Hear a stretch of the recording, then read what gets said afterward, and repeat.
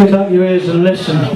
I'm doing my time in rip-off Britain. I said, pin back your ears and listen. I'm doing my time in rip-off Britain. Out-drink the Aussies, out-drink the Yanks. I'm an Englishman as thick as two short planks. I laugh at my culture, my liver's like a sponge.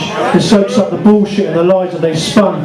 It's a crazy world we live in, and Britain ain't that great. Run by fat cats and vultures who are fueled by hate. It's dog eat dog and the weak will fade away. Pay your bills and your taxes and break the payday. It's everything you're looking for, so keep your mouth shut. I'm a fallen Englishman stuck in a rut. Now I'm working all day so the tax man loves me. Slave to the system and it buries me. They try to knock you down so you fall at their feet. It's never been easy trying to make ends meet. Over the bridge and across the track lies a dead body from a heart attack. He couldn't take the pressure, he couldn't take the pain. The suicide factory, it drives you insane. So pin back your ears and listen. I'm doing my time in rip-off Britain, so pin back your ears and listen. I'm doing my time in rip-off Britain. The boys at the factory, they laugh at me, and I'm losing my teeth and I'm only 23, so I'm hanging from the gallows that stood the test of time, and they're laughing at the nature of their crime. It's all fun and games till someone gets hurt. We pay all our taxes, they treat us like dirt, so pin back your ears and listen. We're doing our time in rip-off Britain, so pin back your ears and listen. We're doing our time in rip-off Britain.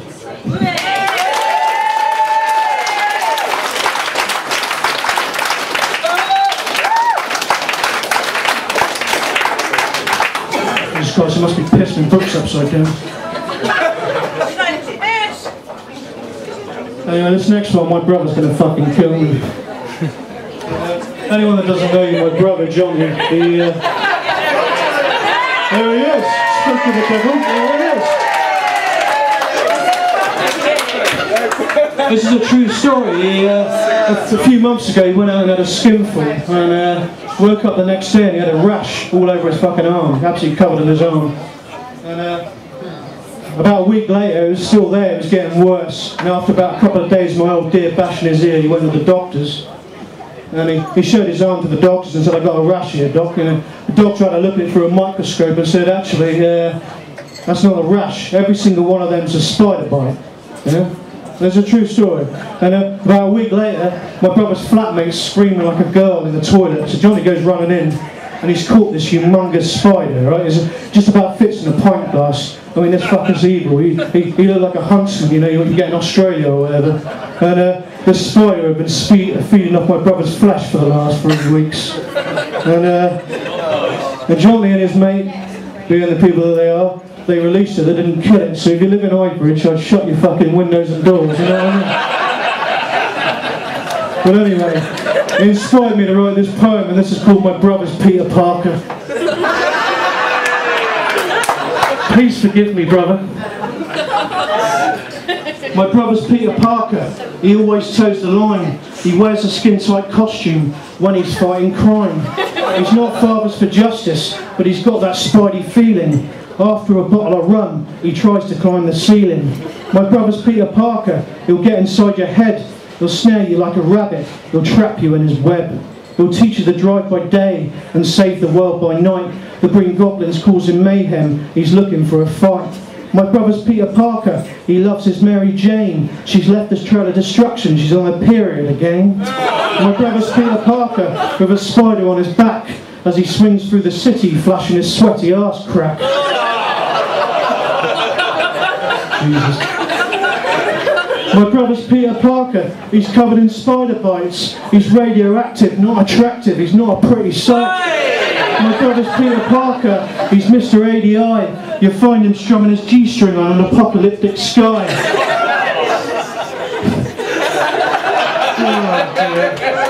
No birthday present for you, mate. Yeah, you didn't get me one last fucking year.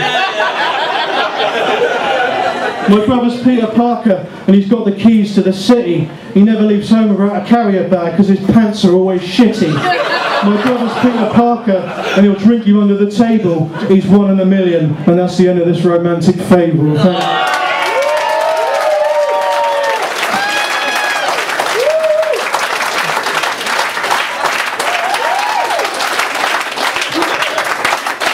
I'm going to have to cut this short because I get my throat's fucked, man, but this is a poem about, I don't know how to say this to be honest, this is a poem about my bollocks. putting it bluntly, yeah?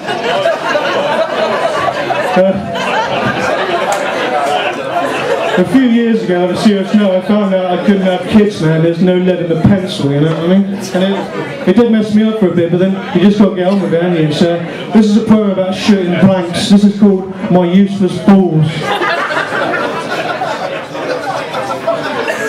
I'm shooting blanks, robbing sperm banks, gonna tell you about my useless balls. I can't procreate, the wife's in a state, I feel like the king of fools.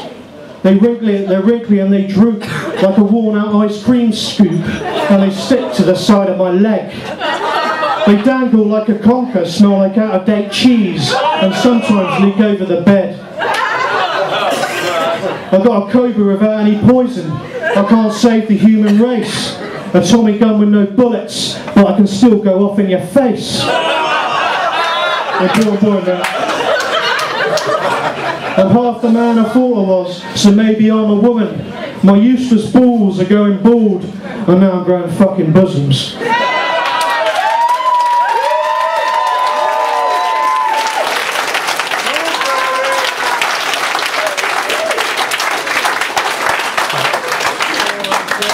Anyway, I'm going to make this my last one now. But yeah, this, when you lose someone close to you, I'm sure a lot of you know out there, people say, oh, they're still with you, blah blah blah. I don't know if they are, but I like to think the old man's here tonight with Paul Travers and a couple of ales and laughing his ass off, you know what I mean? And if he is here, I want to apologise for starting smoking again. And also, I'd like to apologise for swearing so much tonight. Anyway, I didn't know how to end this, but I decided to end this with the poem I wrote for the old man for his funeral. And on a serious note, I've missing more than words can describe, and that's coming from a so-called poet. So this is for you, this is for the old man, this is called DQ. No slot machines, no gun, West Ham 4, Tottenham 1. ELO on a long car journey home, Muttley in the backseat chewing his bone. A childhood memory, a kickabout in the park. He taught me how to be a man and even how to fart. With his wisdom and advice and his Gandalf grey beard, he showed me life's a glorious journey and should never be feared. Thanks very much for listening, everybody. You've been absolutely lovely. Thank you. And I forgot to mention as well, you see this guy around here filming, a very good friend of mine, Dave Trapp. There he is.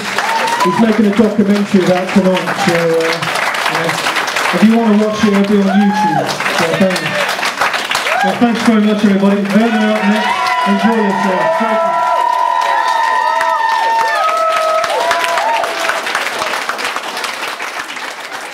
Thank you.